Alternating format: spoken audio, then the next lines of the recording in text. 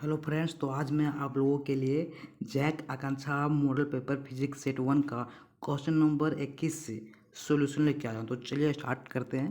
तो question number 21 क्या बोल रहा है कि in the given diagram the ray of light falls normally on the glass slab. ठीक है, the angle of reflection is यानी कि कोई ग्लास का स्लैब है। ठीक है, कोई ग्लास का स्लैब है, इस पर हमारा लाइट रे फॉल्स कर रही है नॉर्मली, और उसका जो दिशा है सेम है, इसीलिए इसका जो एंगल होगा 0 डिग्री होगा। ठीक है, यानी कि इसका जो आंसर हो जाएगा ऑप्शन नंबर 1। ठीक है, ऑप्शन नंबर 1 इसका आंसर हो जाएगा 0 डिग्री। चलिए आगे बढ़ते हैं। 22 क्या बोल रहा है कि the power of convex lens having focal length 20 centimetre, यानी कि किसी भी उत्तल लेंस का जो पावर है निकालने बोल रहा है। ठीक है, इसका जो फोकल लेंथ है दिया हुआ है 20 सेंटीमीटर। तो आप लोगों को पता होगा कि पावर का क्या होता है फॉर्मूला 1/f। ठीक है, वो भी मीटर में।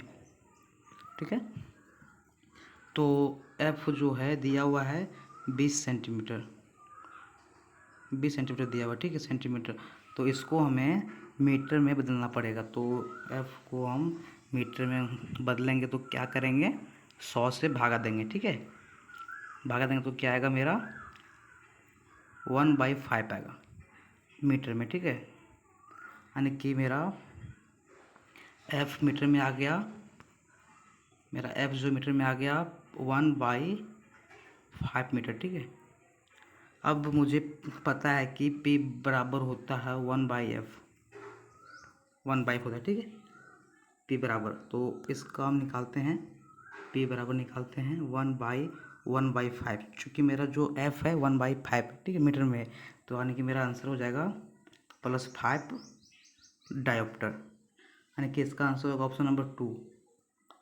+5d। ठीक है, चलिए आगे बढ़ते हैं। 24 नंबर क्या बोल रहा है, सॉरी 23 क्या बोल रहा है question number, which of the following diagrams represent the correct picture, यानी कि इन चारों ऑप्शन में से कौन सा आरेख जो है सही है। तो आप लोग क्लास 10 में इसको पढ़े होंगे कि किसी भी कॉन्वेक्स लेंस से अगर कोई रे प्रिंसिपल एक्सिस से अगर मतलब समांतर जाए, ठीक है, अगर कॉन्वेक्स लेंस से, ठीक है, मेरा एफ है, सॉरी ये मेरा पैरेलल है। ठीक है, ये मेरा एफ है, F1 F2। ठीक है, यानी कि मेरा जो समांतर है, ठीक है, प्रिंसिपल एक्सिस है, मेरा प्रिंसिपल एक्सिस है। ठीक है, यानी कि समांतर जब हो जाएगा तो इसका इंटरसेक्ट पॉइंट होगा फोकस पे, ऐसे होगा। ठीक है, ऐसे होगा, यानी कि मेरा ऑप्शन नंबर ये होगा, सही होगा। ये गलती है, गलती है, गलती है, तो इसका आंसर हो जाएगा ऑप्शन नंबर 1। ठीक है, इसका आंसर ये होगा। तो चलिए आगे बढ़ते हैं। 24 नंबर क्या बोल रहा है, the magnetic field inside a long straight solenoid carrying current, यानी कि किसी भी लॉन्ग स्ट्रेट सोलेनोइड में अगर लॉन्ग स्ट्रेट सोलेनोइड है, ठीक है, ऐसे है। ठीक है, इसमें अगर इसमें जो होता है बी, यानी कि मैग्नेटिक फील्ड क्या होगा, तो इसमें होगा सेम होगा, ऑप्शन नंबर 4 होगा इसका। ठीक है, सेम होता है। चलिए आगे बढ़ते हैं। 25 नंबर क्या बोल रहा है, red light is used in traffic signals because, यानी कि रेड लाइट जो है, यानी कि रेड लाइट जो है वो ट्रैफिक सिग्नल में होता है यूज। आखिर क्यों होता है ऐसा, तो इसका रीज़न क्या पता है, क्योंकि रेड लाइट जो होता है ना, रेड लाइट का जो होता है वेवलेंथ होता है वेरी हाई होता है।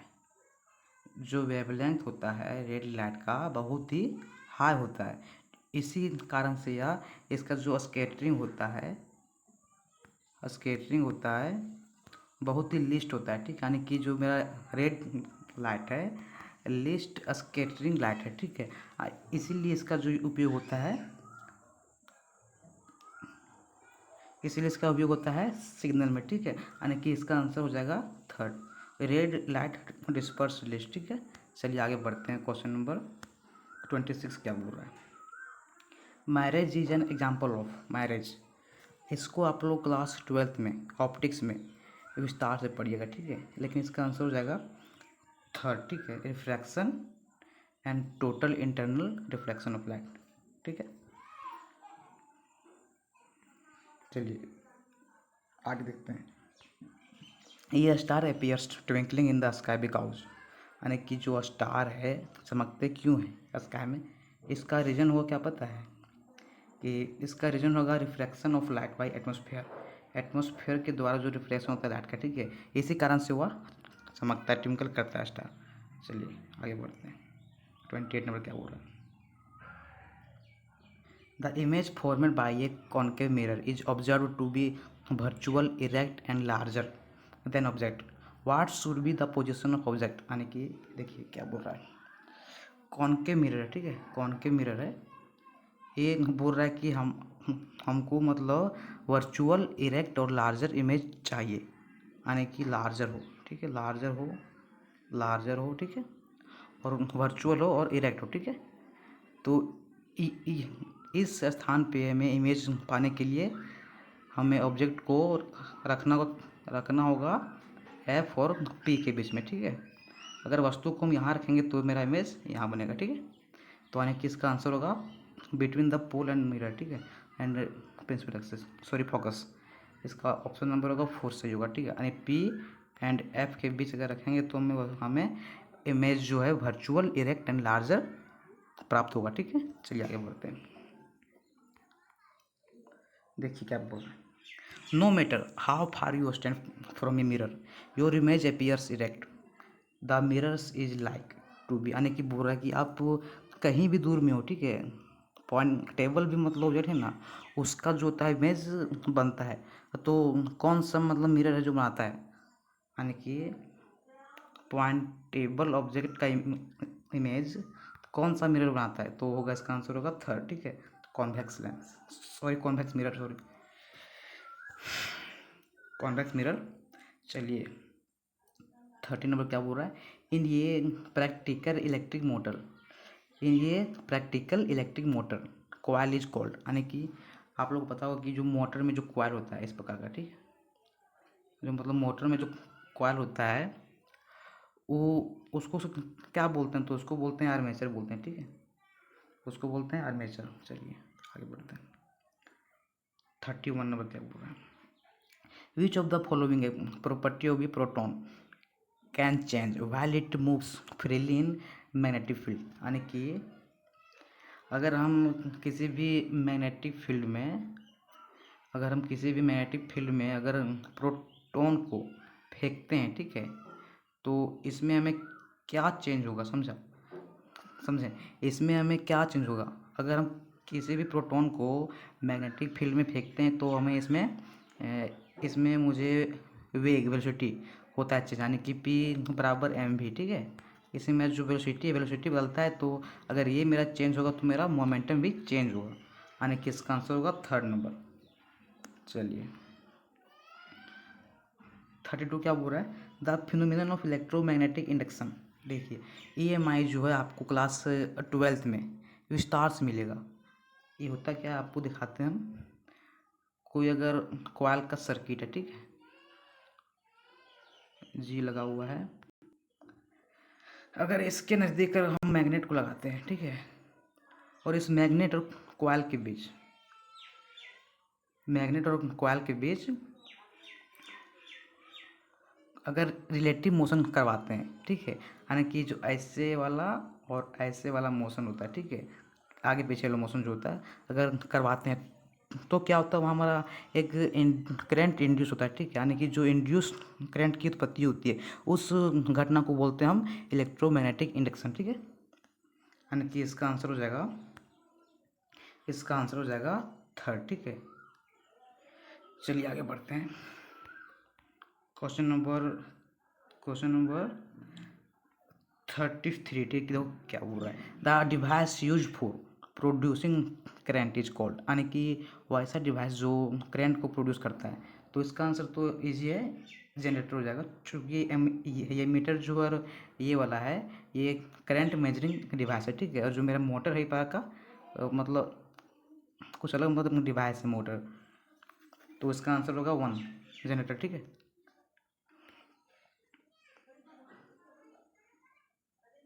देखिए 34 नंबर क्या बोल रहा है, at the time of short circuit the current in the circuit, यानी कि देखिए शॉर्ट सर्किट जो है कब होता है, जब हमारा जो करंट का सप्लाई होता है मोर देन मोर, मच मोर सप्लाई हो, ठीक है।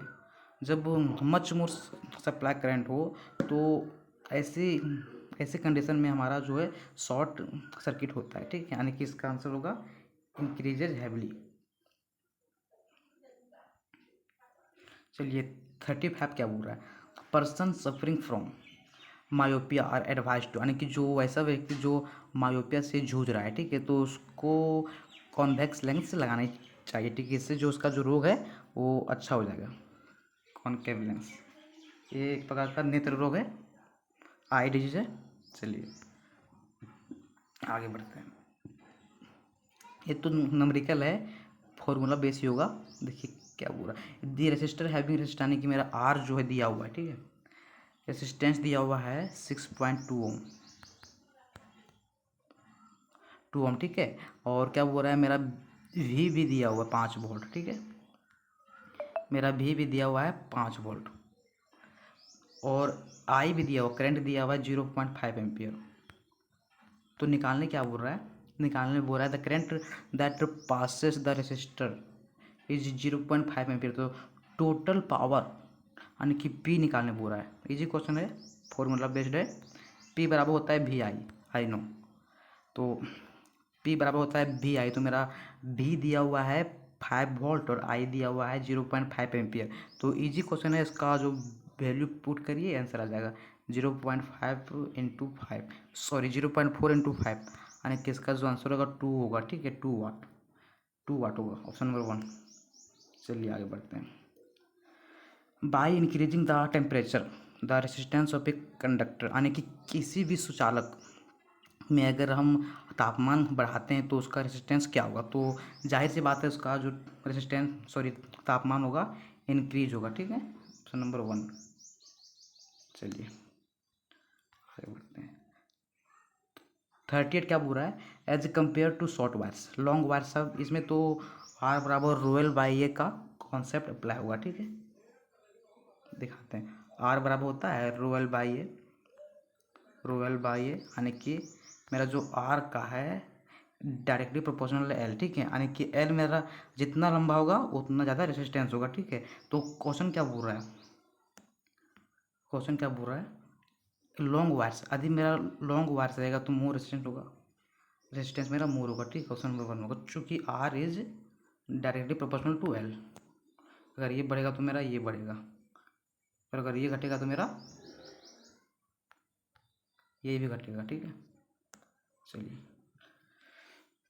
देखते हैं 39 क्या बोल रहा है, current produced by AC generator, यानी कि एसी जनरेटर से जो करंट निकलता है वो कैसा होता है, तो एसी होता है, अल्टरनेटिव करंट होता है। इजी क्वेश्चन है, अल्टरनेटिव करंट होता है, ठीक है। चलिए 14 नंबर देखते हैं क्या होता है, इसका आंसर होगा ऑप्शन नंबर 1, ठीक है। 14 नंबर बोल रहा है ये large amount of current passes earth wire because, तो इसमें एक कॉन्सेप्ट है, अर्थ के जो होता है ना, अर्थ में बहुत ही लो होता है रेसिस्टेंस, लो रेसिस्टेंस होता है, ठीक है। वेरी लो रेसिस्टेंस होता है, यानी कि इसका आंसर हो जाएगा 1, ऑप्शन नंबर 1। तो चलिएगा, अगर ये वीडियो आपको अच्छा लगे हो तो प्लीज़ इसको शेयर कीजिएगा और सपोर्ट में। Thank you.